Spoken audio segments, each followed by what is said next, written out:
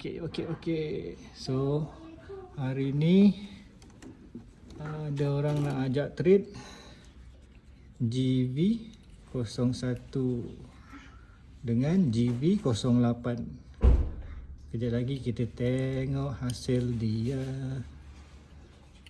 Memang kemah 01 ni. Harga pun dah melambung dah dengar. Okey. 01 kita trade.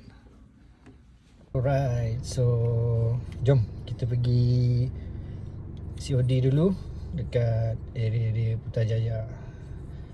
Bye bye. Okey. Lama macam ni Itu yang di set, tak apalah. Okey. Itu dia. Oi. Ya, kita kemarin. Kita sebelah-sebelah. Wish, ni dia punya besi. Besi apa tu? Tombak. Dia tombak ni.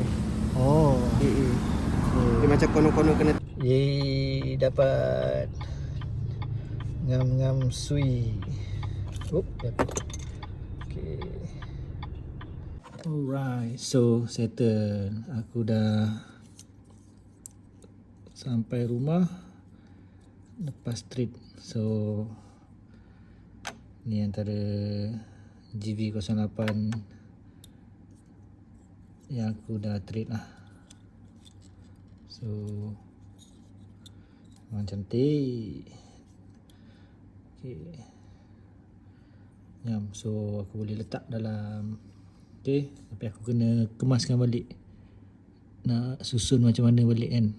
Jap. Jom aku nak kemas dulu.